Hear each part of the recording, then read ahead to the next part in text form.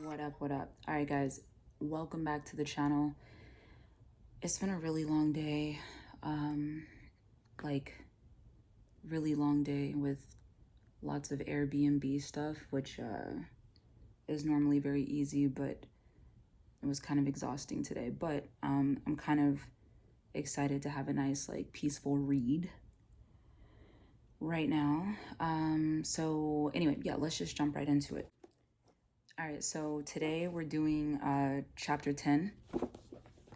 Let me sit you guys down and then let's start. Get comfy, kind of, sort of. All right, so for those of you that watched the last video, there was a quiz at the end of the chapter. And just so you know, the lighting, like everything is just going to be terrible in this video. I'm not going to try to set this up perfectly. As long as you can hear me, then I'm happy. So for those of you that took the quiz and you want the answers to the quiz, I'm going to go ahead and show that real quick before we jump into chapter 10.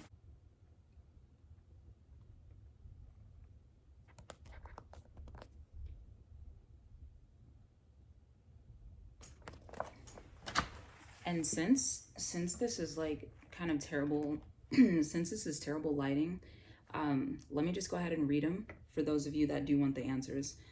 So number one, the answer, well, the question was, briefly describe top-down criteria. And the answer was, before entering a trade, the top-down trader considers overall market trend, checks market internals, rates the stock industry group, knows of no earnings or economic reports that would sour the trade, and studies the stock weekly, daily, and intraday charts. Number two, the question was, true or false, the best way to assure a successful trading career is to jump headfirst into momentum plays on your first trading day. Answer to that is false, not a good idea, obviously. Number three, the question was basically, price draws two types of patterns on a chart, blank and blank. And the answer is continuation and reversals. Number four, a double bottom pattern on a stock chart resembles a big blank. Four is W. Number five, true or false, when the stock reaches the top of the last leg of the W and breaks through resistance, it's a buy signal. And the answer to that is false. Always wait until the stock finishes the W pattern, then pulls back and experiences multi-day consolidation before buying the breakout. Number six, every breakout, no matter the time frame, needs one common ingredient to assure its success. What is that ingredient? Number six, strong volume. Seven, how does a trailing stop work? The answer is, each time a stock creates a resting stop or continuation pattern on its daily chart, the trailing stop is adjusted to 25 cents to 75 cents under support lows. Number eight, describe a stop loss strategy for position trades.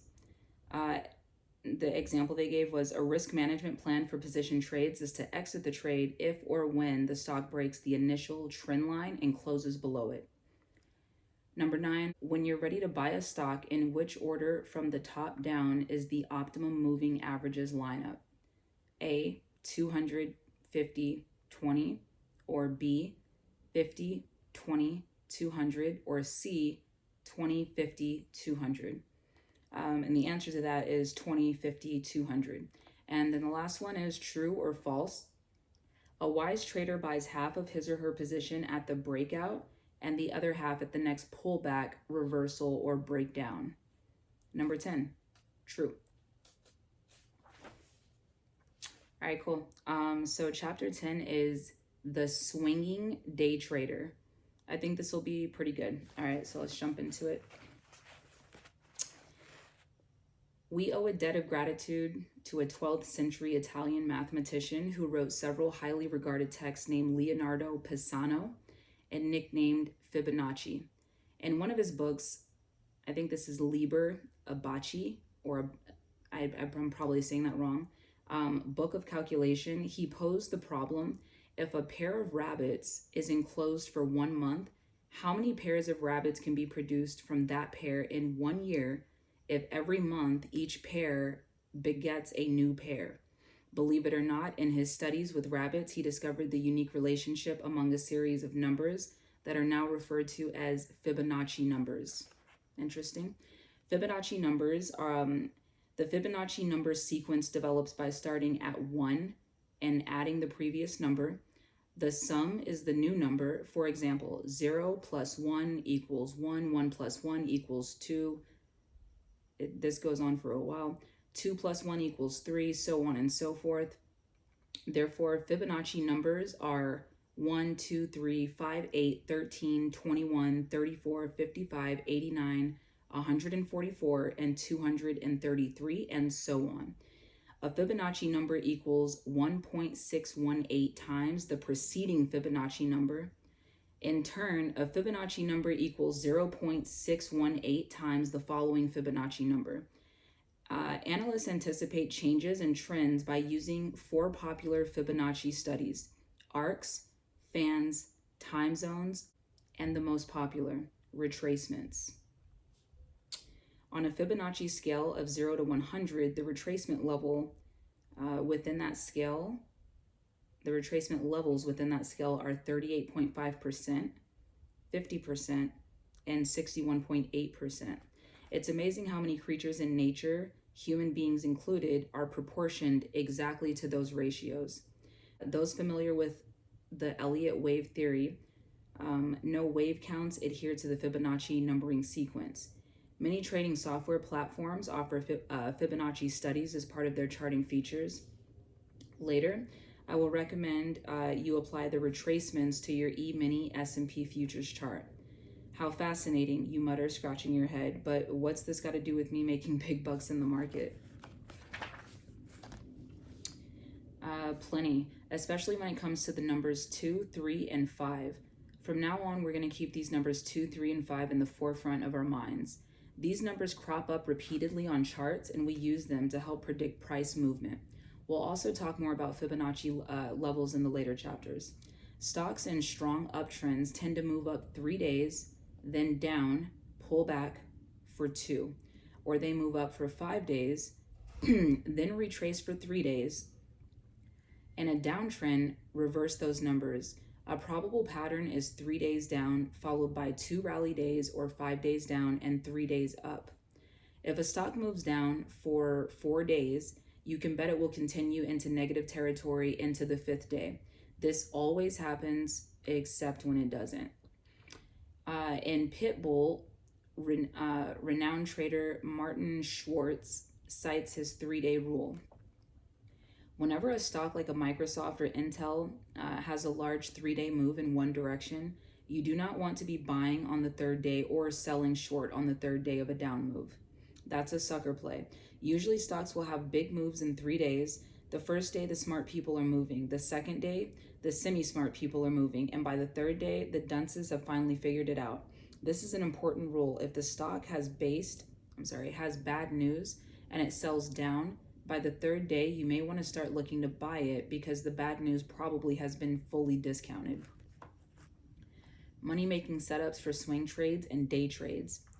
Picture a basketball thrown with strong momentum, bouncing up a flight of stairs. Some of the most successful swing and day trades you can ever enter entail catching stocks in powerful uptrends that are climbing their rising 20 moving averages or 50 moving averages, the stairs, using the same motion as the basketball.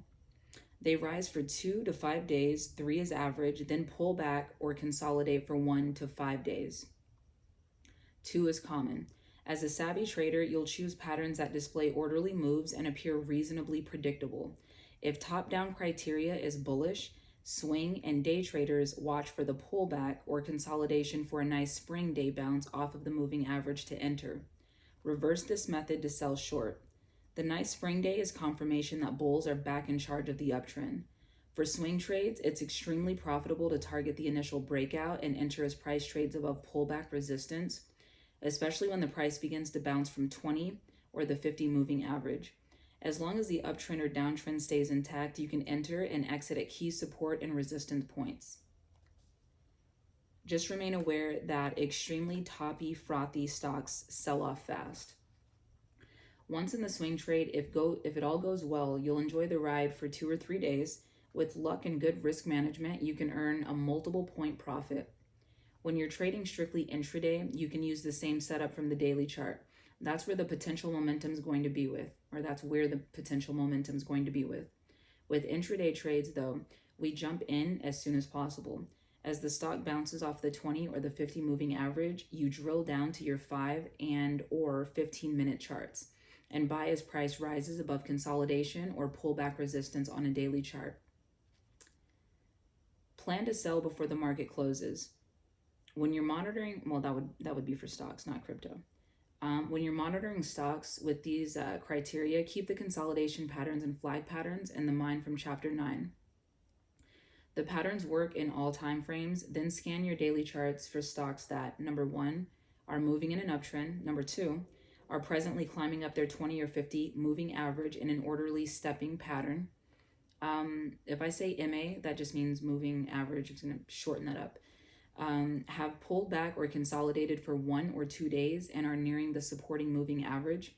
Have overbought, oversold indicators that signal a bullish divergence or are trending higher. Show strong volume on the prior breakout, then decrease volume during pullback or consolidation. Don't forget to incorporate candlestick reversal patterns such as doji, morningstar doji, hammers, and bullish piercing patterns. They may form as pullbacks. They may form as pullback reversal days as the conclusion of a consolidation or pullback and predict that a nice spring day will develop next. For a quick review, these two close-ups in figure 10-1 show money-making setups you're looking to enter for a swing or day trade on the long side. All right, learn to spot these two setups on daily charts, apply the top-down criteria to them, and enter at the proper points. Once in, adhere to your stops and take safe profits. Utilizing these 2 steps, along with the marine-like discipline and common sense money management tactics, you can add substantially to your bottom line. Okay, so this is the figure that she's talking about.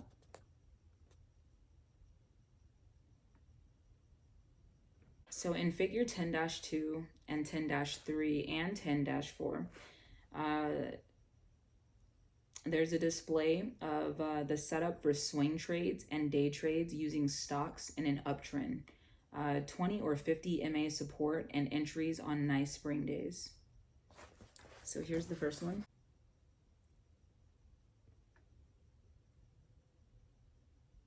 All right, and then she goes on to describe, on this daily chart of the Wheeling Pittsburgh Corporation, you can see a greater entry for a position trade using the initial breakout. Note how stochastics created a bullish divergence back in late December.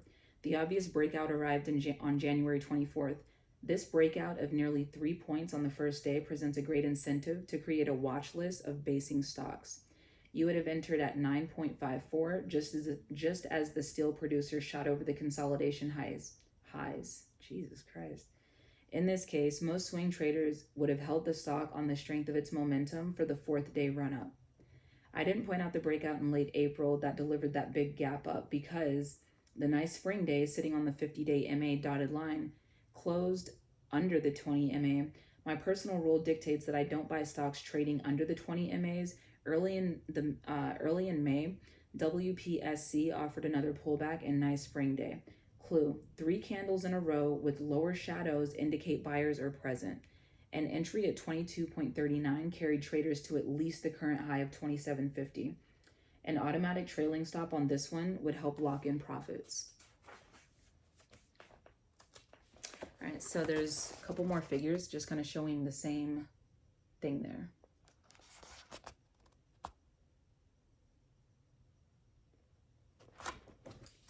Okay, cool. Gap openings and how to manage them. Stocks gap open when they open higher or lower than the previous day's close. We say they gap up or gap down. Hot tip. In candlestick technology, a gap is called a window. The Japanese believe that at some time all windows will close. Stocks gap up or down at the open because of economic reports, earning announcements, industry news, upgrades and downgrades, and news that targets the particular stock. Say Terrific Truck Lines closed Friday evening at 52.25 It opens Monday morning at 53. The 3/4 point difference in price comes from an imbalance of orders on Monday morning.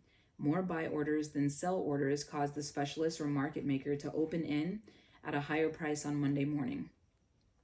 This gap up can be either a blessing or a curse. Those who own terrific truck lines at the close Friday evening woke up 3/4 of a point or 75 cents per share richer Monday morning.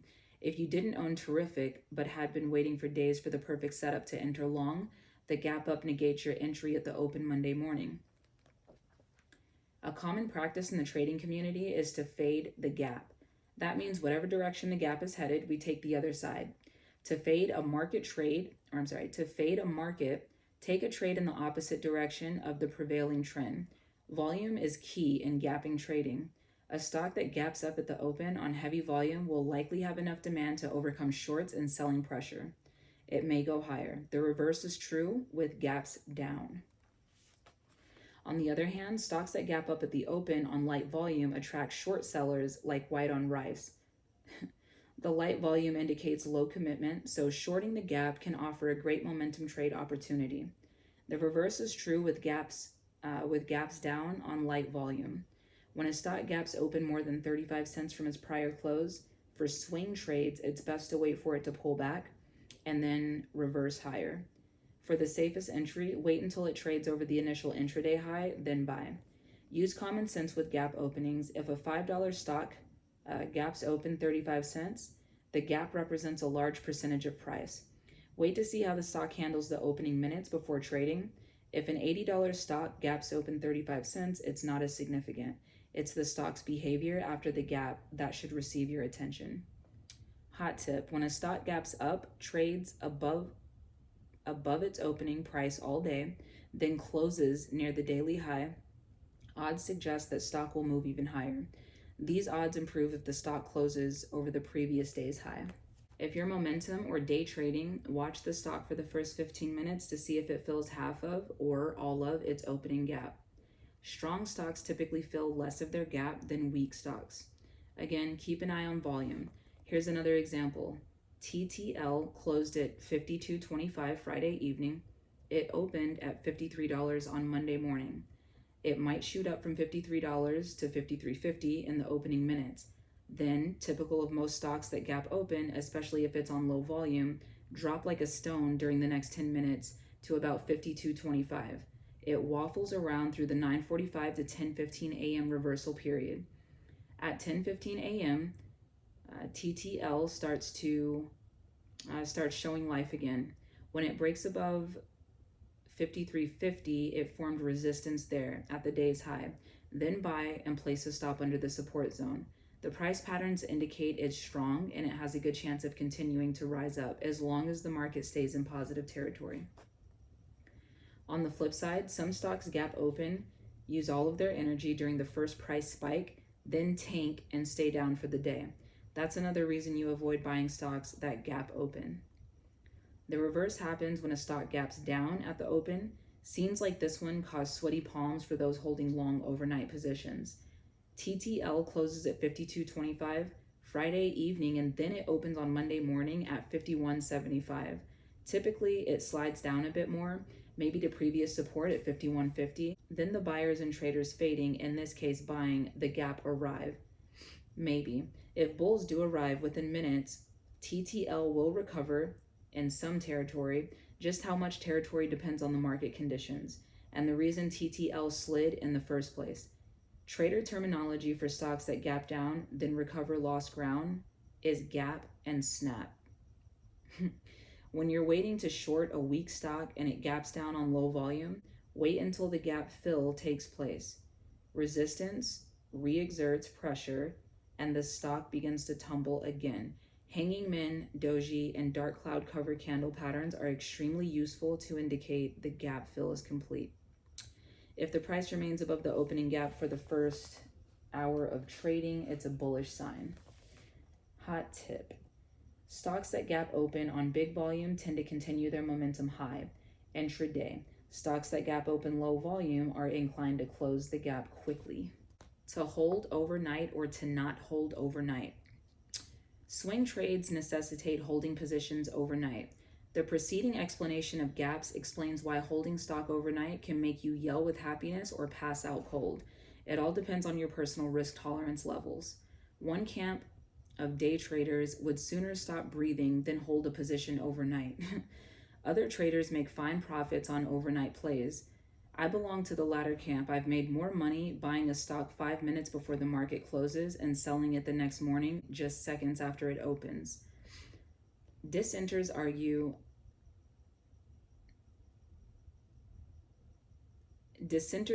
that holding a stock overnight exposes you to risk. Occasionally, Mr. Big Shot analyst from Mega Brokerage has to earn his pay by downgrading industries and or stocks. Of course, if Mr. Shot downgrades a stock you're holding after the market closes for the day, the stock will likely open much lower the following morning. If you own a large position in that downgrade, the loss can dent your account. One of my friends, bless him, has an unfortunate flair for buying stocks that get downgraded overnight. I somehow escape with profits that far outweigh my occasional calamities. Here's how I do it. I hold long stocks overnight. That reside in an industry, okay, so this is the criteria, that reside in an industry group engaged in a healthy uptrend, that represent the leaders of their industry group, when the overall market is bullish, when the stock is in a strong uptrend, optimally closing at or near its high for the day, when it's the stock's first or second day, not the third day, up from a breakout. I take home small positions. If any of these so much as breathes funny before the close, I close the trade or reduce my share size. If the stock gaps open the next morning, I sell at least half of my position. All right, cool. So we're going to end there for today. And I will see you again tomorrow for the second half of the chapter. And anything that you heard that you're not familiar with, again, research it from a reputable source and make sure you understand it. Most likely, if they mentioned it in this chapter, it'll probably be mentioned over and over and over again. So look into that, and then I'll see you guys tomorrow.